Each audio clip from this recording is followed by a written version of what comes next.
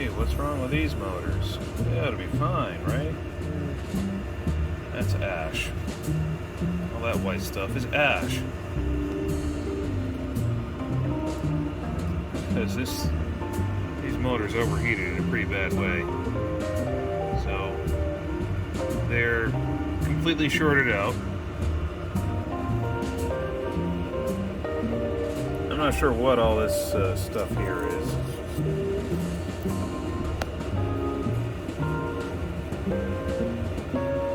Pretty bad is what it is. It's supposed to look more like this side over here, where the brush is. So I think it's safe to say that these motors are toast. So the first thing you do when you're replacing the traction motor, well, you gotta pull the axle first, of course, but before you can pull the motor out, you gotta get that bearing off the end.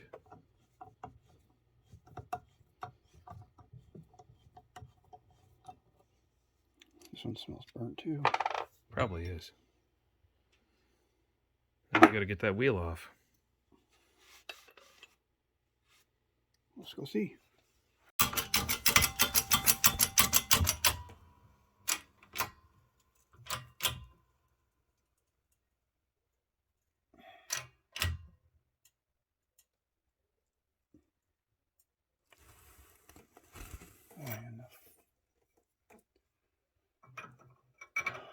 I mean, something like that. There we go. There it goes.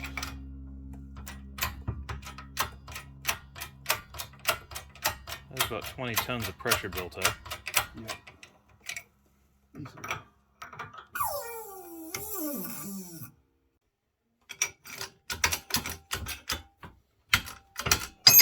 I like it when that.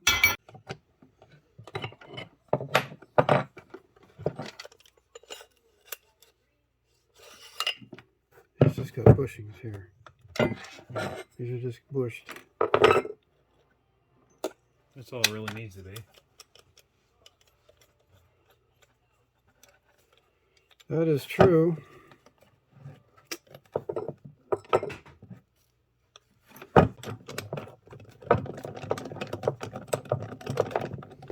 One into the other. The right nut comes off. Oh, good. That one holds the whole motor together. Yeah, you know. So does this one. Yeah.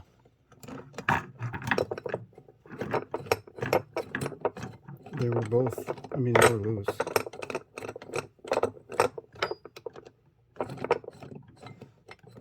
Oh, that's got no nut on it at all. Yeah.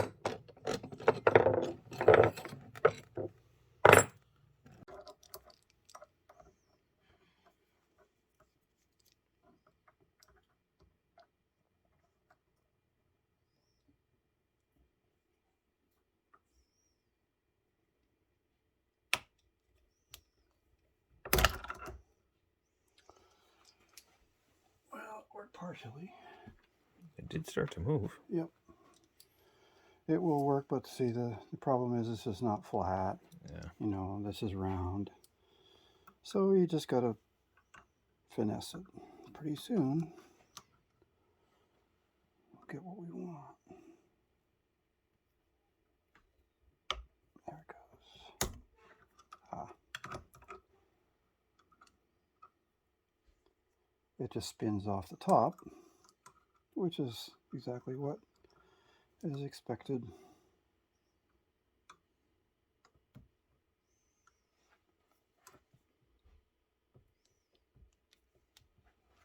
There we go.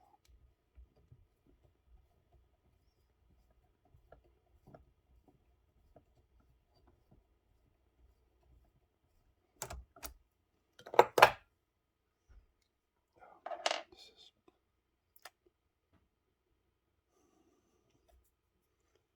I don't think any Loctite was put on there. Maybe some red, which is what it should have been. Let's see if it'll fit on here. Yep. It will, we'll just put a little lube on there, some red, and slip it on with some pressure. Okay. Easy peasy, because it's ready to roll. That'll work. Let's just put green on there so that the next guy's screwed. No, we're not going to do that. That's just evil. It is evil. Yeah. Let's not do that. Oh, darn it.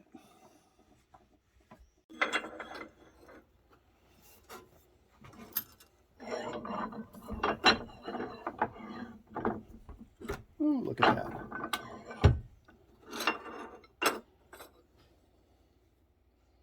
It's going to come right out. Let's do that one. See how that one is. Ooh, just like that. Perfect. We find the socket.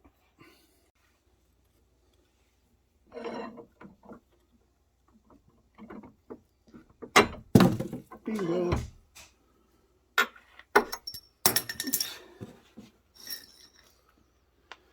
There it is.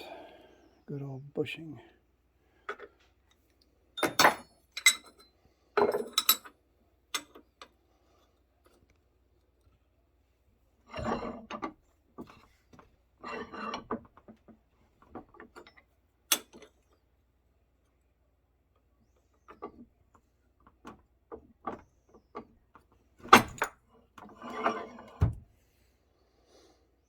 Yep. Put these in the wash tank and clean them up.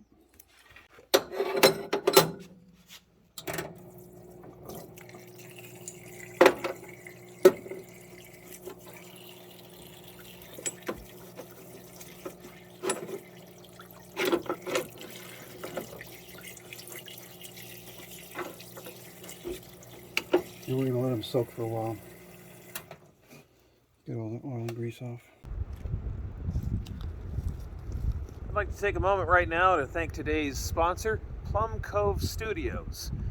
Now, full disclosure, Plum Cove Studios supplied the parts for this project because it's one of their locomotives. It is a Plum Cove generic electric. It has two, I believe they're 1/5 horsepower DC traction motors mounted directly to the axles, as you're seeing in the video. And that's what we're replacing. I'm going to do some more work to it as we progress, as we put it together. But I do want to tell you about Plum Cove Studios. They have flat cars. Phineas T Flat is what they call it. And we have two of those here on the Millbrook Railroad, the 101 and the 102. They're pretty beat up, but they're 10 years old. And they've seen some pretty hard service. So I think that's a good testament to how well they're built. Yes, they're wooden flat cars, but wooden flat cars are surprisingly strong. And the trucks do pretty good too. So that's plumcovestudios.com. The locomotive, the Plum Cove Generic Electric, 4-wheel, it's 24 inches long. And let's see, it's 16 inches wide. Pretty small locomotive. It's a great locomotive for banging around with light loads.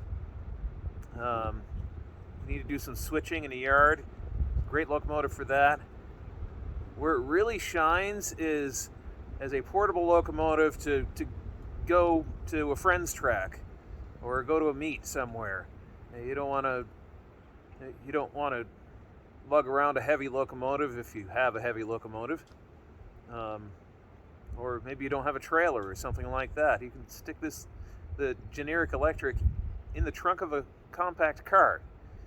And then you can put a short riding car in there with it, 4 foot long or something like that. Or something that'll fit the size of your car. They actually make cars to do that. You just got to call them up and say, hey, I want a car this long, and they'll make a flat car for you. I've seen them do it. There was a guy who had 2 flat cars that were 4 feet long, and he fit them in the back of his Honda Civic. Back when Honda Civics were small. So plumcovestudios.com, check them out. They have also got some new products coming out that I can't quite tell you about yet, but they're really exciting products, and we're working on getting reviews of those. So big shout out and a thanks to Plum Cove Studios for sponsoring this video and supplying the parts for this rebuild. So back to the shop. Well, I called up Plum Cove Studios and I told them I needed some bushings and some bearings. And so they said, how many? And I said 4 of each. Enough for one Plum Cove generic electric. And here they are. Took a few days to get here. And now we can start putting this thing back together. I've got to put this gear on the shaft of the motor. So I'm going to have to Loctite that. And I got to pull the old bearings off of the axles, put the new bearings on, clean everything up. Yeah. I got some work ahead.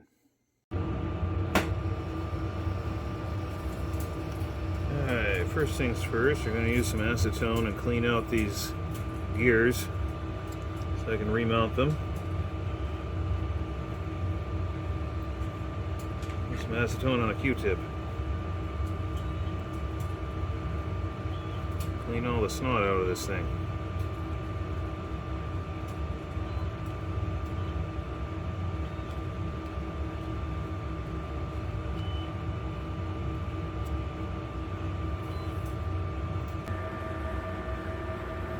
Alright, now let's press these in.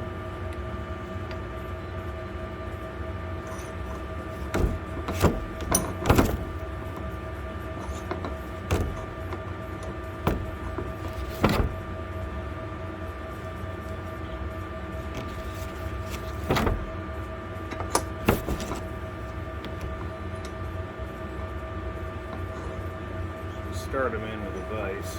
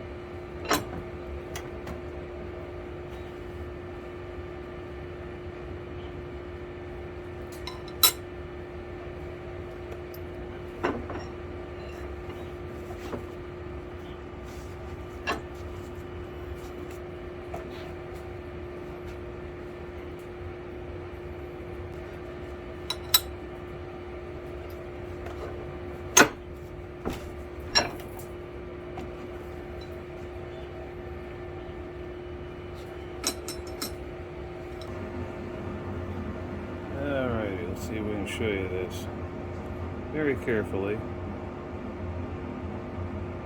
One drop.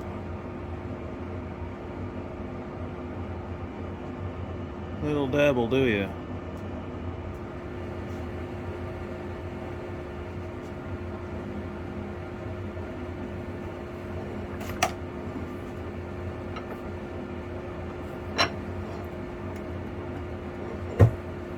It's done. Loctite will dry and that'll be on fast until we go to press it off again or pull it off.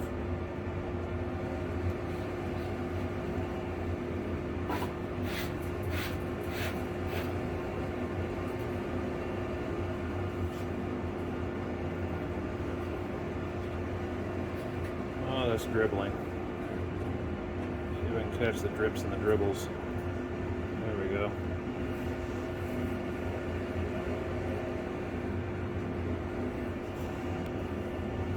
Wipe off the excess of the towel and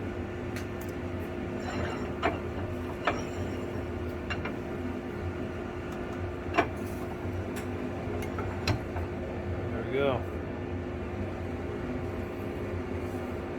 Gears are mounted on motors. I almost forgot. Here's the original motor casing. Throwing this motor out because it's junk. 22nd of June 2010. That's how old that motor is. And these new motors, the 5th of November 2020. So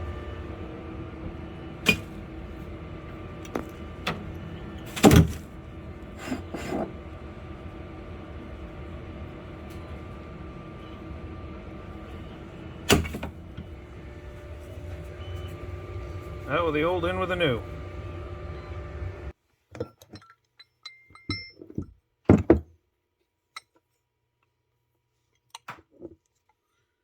Getting excited. Going to be able to put this locomotive back together soon. And that means I'm going to have to buy some new batteries.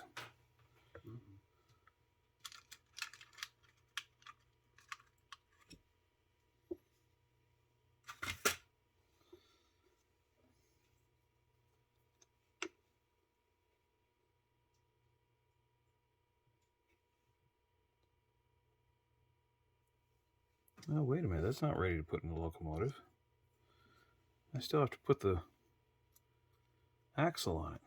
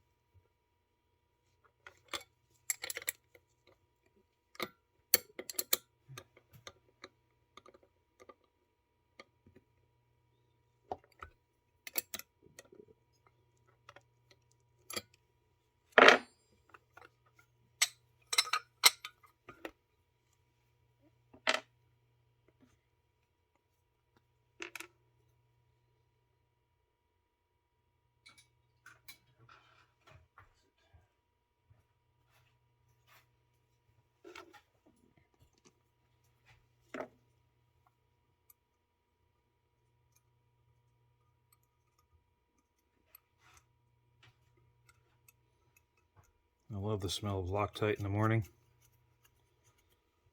The best. The only thing better is cutting oil. Or burnt capacitor.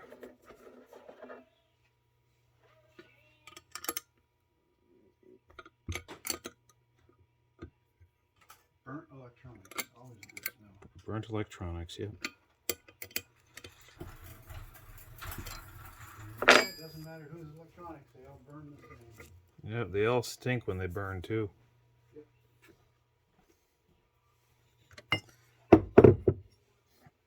Alrighty, now let's put this axle on here, making sure to match up gear to gear.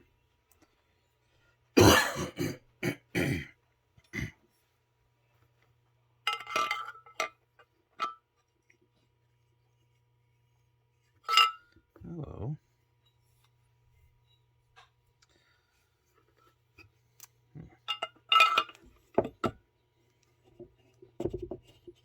There we go.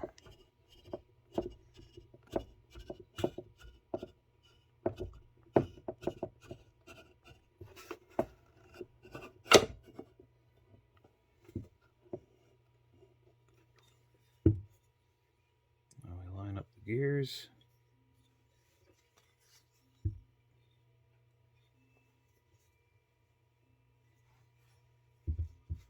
Give it a gentle push. Let's see.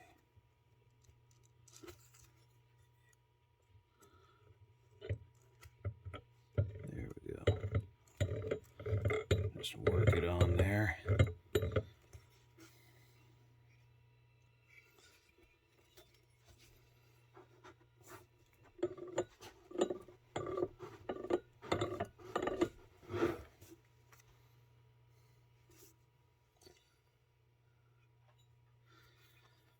It's nicely meshed now.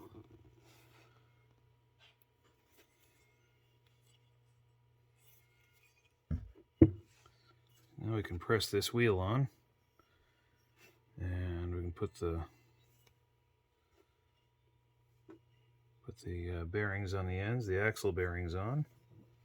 Let's just check the fit here. I'm going to have to check the gauge on this. Alrighty, let's take a look at the wheel standards here. Back to back, and it's going to be B for 7 1/4 inches. That's 6.87 inches. Time to glue this wheel back on. That might be a little much. We'll just spread it around with a Q-tip and soak up the extra. There. Although with the amount of slop on this particular wheel, it probably needs more rather than less. There.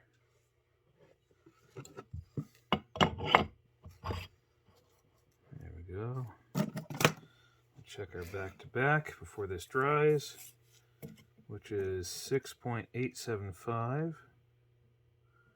That's 6.815, 2, 3, 4, 5, 6, 7. Okay.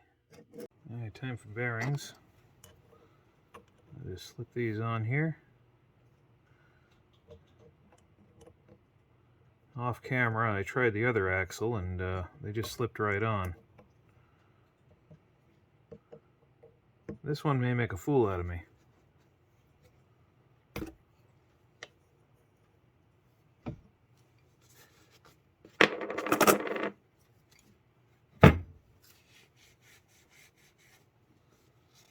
There's a bit of a burr there. Nothing a file or sandpaper couldn't fix. Let's try the other side here.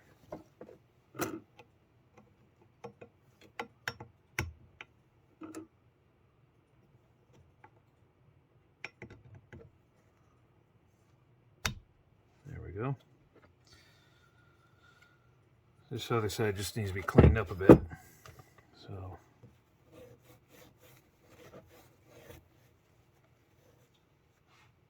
there's some buildup of something there.